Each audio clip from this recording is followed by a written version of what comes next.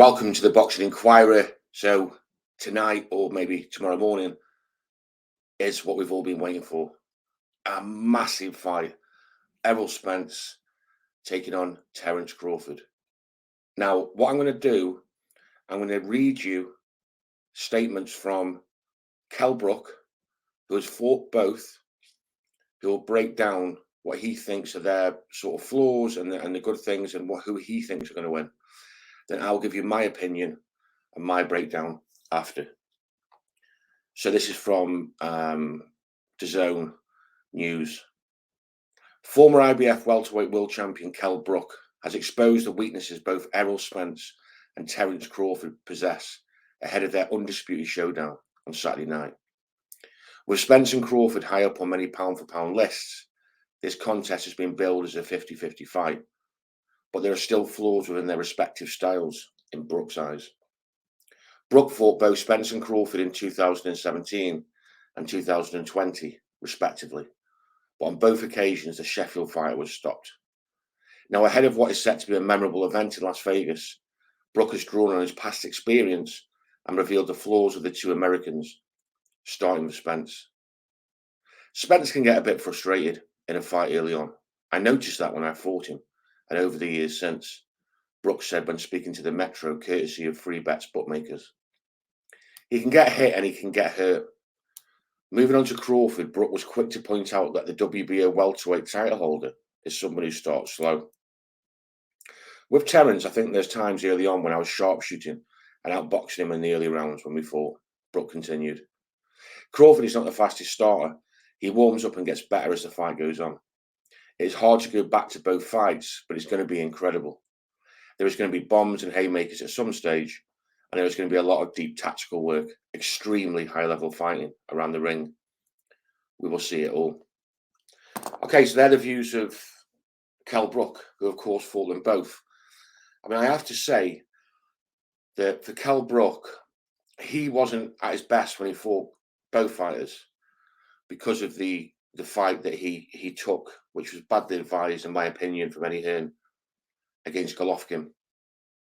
In fact, when I had the Boxing Enquirer on the old channel, at the time I got into a dispute with Eddie Hearn prior to it, saying that he could quite likely end up in hospital, and he did do. But anyway, my opinion, Spence, bigger man, pressure fighter, will just relentlessly come forward. He'll be like a well-oiled machine, trying to cut the ring down and trap this smaller man. Obviously, we know Terence is very good, got very good footwork and range, very intelligent fighter, switch hitter, fantastic switch hitter as well. Whereas Spence, southpaw. It's going to be a close fight. The last fight that Spence fought was against UGAS. He got hurt in that fight. Actually, it's a bit of a strange sort of moment, but he got hurt. He got hit with, I think it was an uppercut. His gun guard came out, and then he got hit with a flush right hand on the chin, which he took well, considering he had been in a terrible, terrible car crash. And in fact, on one of Joe Rogan's shows, Joe Rogan stated that if he had have been wearing his seatbelt at the time, he would have died in that, because it was a terrible crash. But because it was convertible and he wasn't wearing his belt, he got flung from the car, and maybe his athletic ability or his sort of durability held him in good stead. But nevertheless, he suffered terrible injuries. But he took that and he came through it and stopped UGAS. Now, that's the only fight he'd had. I think prior to that, I think he'd fought Sean Porter, split decision. No, actually, it was Danny Garcia, a unanimous decision. He fought before that in 2020, and before that, Porter on a split decision. Terence Crawford, 100% more active, annihilated Avanesian last fight. That was December, I think, Christmas time last year. Sean Porter stopped him in the 10th.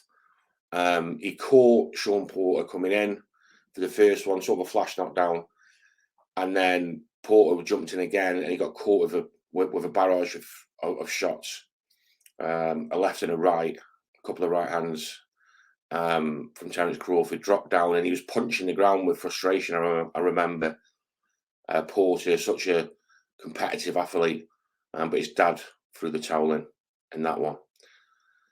For me, I think Terence Crawford, although being the smaller man, his footwork, the sting in his shots, they both, got hard hitting. But I think Crawford's got the edge, even though he is a smaller man. And he does warm, like Kell Brook says, he warms up into fights. And he sort of, like all great fighters do, they sort of adjust their timing and everything else towards their opponent. And I think that Crawford, the most likely outcome is going to be points. But I personally think Crawford may stop him as Spence pushes forward later on into the fight. I think he's got the ability. I just had this premonition. I don't know why, but I had a premonition that he would stop him with a body shot. There's no real reasoning behind that. He's not like known to be, a killer body shot finisher, Crawford. But that was just a premonition I had.